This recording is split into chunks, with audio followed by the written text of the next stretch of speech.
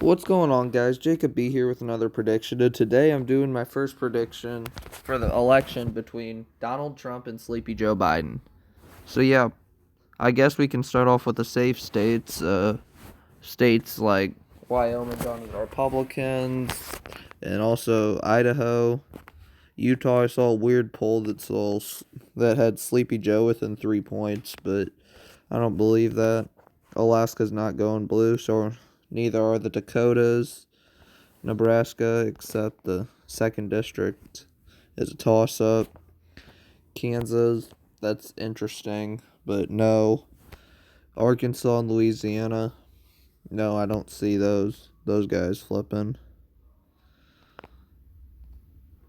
Any of these states, Indiana, that used to be a toss up, but now it's the most conservative battleground, or most conservative Midwestern state out there. I'll even throw Missouri and South Carolina in the mix, and why not Montana? Those are states that realistically are never going to go to Democrats, except Montana might in the Senate race, but, you know, that's iffy. Now we're going to go to safe blue. California. Look, thing is, all the conservatives are fleeing California. It's a horrible cesspool. You don't want to live in California, don't want to be anywhere near California, and the Democrats have created a stronghold. Oregon, Washington, they're the same way. Oregon, I guess, the most conservative out of those, but there's no way it goes GOP. It hasn't in like years. And Washington, it's a beautiful place, but full of liberals, and it's where a lot of California people are moving to. And we know the Democrats are also going to hold a lot of these states, and Illinois too. So here are the states that have no competition, or I guess New York has no competition either. And first district of Maine. Now we're going to get into states that have little competition. These are states like New Mexico. The margin may look kind of close, but there's no way Trump actually has a chance to win New Mexico. Virginia would be the same way. And Nevada and Colorado will probably end up being that way too. So Joe Biden's already at 212 electoral votes. Or actually, I forgot to put Hawaii as a safe blue state. Yeah, we know that's not flipping red. I don't think it would flip red if it came out that Joe Biden was involved with 9/11, which he wasn't. He wasn't. I'm not even going to go there, but I still think they would vote for Biden. So, yeah, we know Texas. Biden might put some effort into it, but Trump's going to win Texas pretty easily. I think that's the only. According to my map, Texas, I guess, would be the only likely GOP state on the entire map. Now we're going to get into lean states. Probably could see Minnesota leaning slightly to the Democrats. See Maine overall. And leaning to the Republicans. These are states like Iowa and Ohio and Georgia. Those are all probably going to go GOP, but the margins are going to be close, and Joe Biden's going to make a lot of stops there. And now, once we get to the real battleground, we're at 228 Biden, 203 Trump. So, advantage Biden, definitely. So let's start. Arizona. It's been trending blue. It'll definitely start going blue in 2024, but I still think Arizona's going to go red for one more cycle. I think McSally's going to end up losing because Mark Kelly is just doing really well and fundraising really well. So I think McSally's going to end up losing, but I think Trump could find a way to hold on because, yeah, Biden's going to find a way to screw it up. And another state that I think Trump will find, or we're going geographically, I guess that make Wisconsin next, or actually Nebraska too. I think that's Maine. I think Trump's going to win Nebraska too. Got a GOP rep up there. up there named Dom Bacon. I think he'll help Trump, and Omaha, I think the GOP will be able to hold the cities. And they actually held that district in the 2018 midterms, so I think they'll be able to hold it in less of a blue wave year. Now we're going to go to Wisconsin. Wisconsin is probably the toughest state to call because there was a liberal candidate there named Jill Karofsky that won the election by 11 points in Wisconsin for the state Supreme Court. But that was also on the night where it was the last night that Bernie Sanders was in the presidential race. So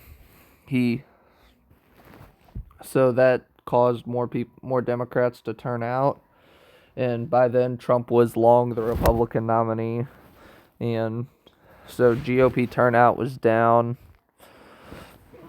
But then recently you had Wisconsin's 7th congressional district, and Karofsky only lost that district by 6 points, and the Republican here won it by 15, so that's a 9.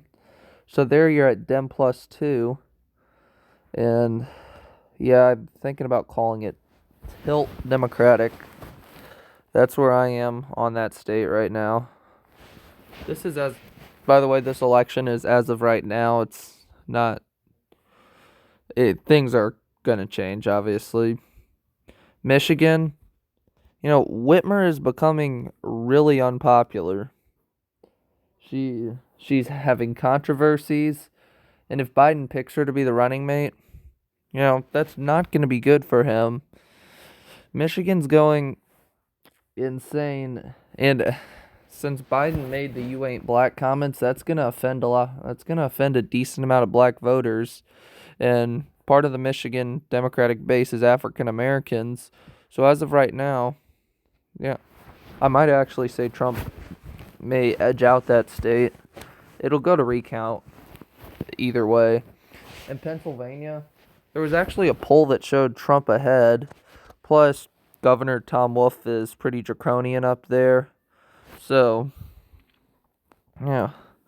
As of right now, thinking Trump may win Pennsylvania. I know is the scrappy kid from Scranton.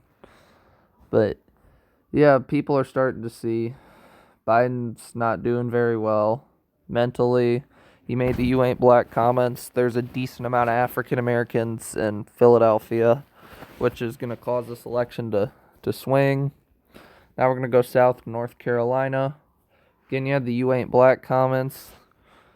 North Carolina's full of African Americans. And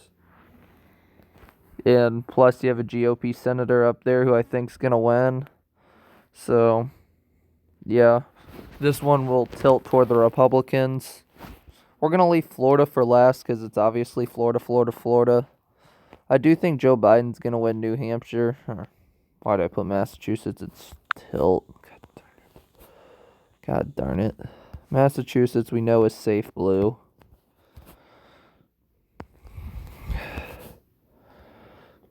Yeah. New Hampshire is a very white liberal, or it's not really that liberal, it's a swing state, but it's a very white state.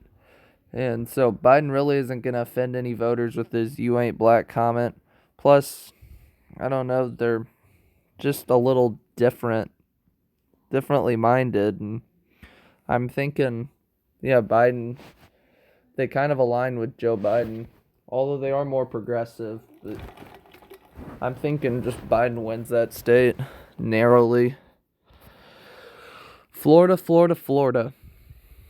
So, yeah, Florida is going to be tough. Biden does have the advantage with the retired people because they remember him being a, lucid, moderate guy.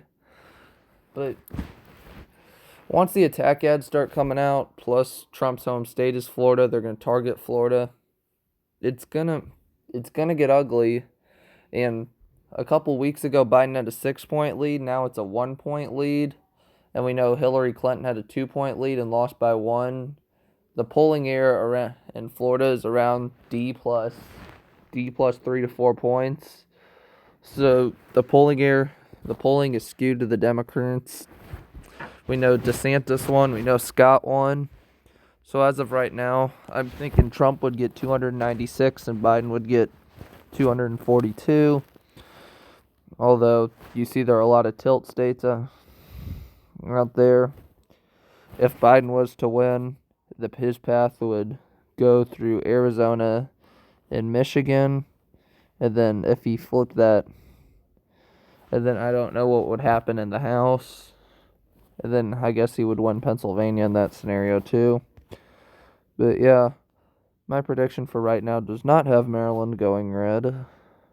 Because this is not the 2018 governor races. But yeah, I'm thinking definitely Trump is the slight favorite right now, winning 296 to Biden's 242. Comment what you think. I'm out. Peace.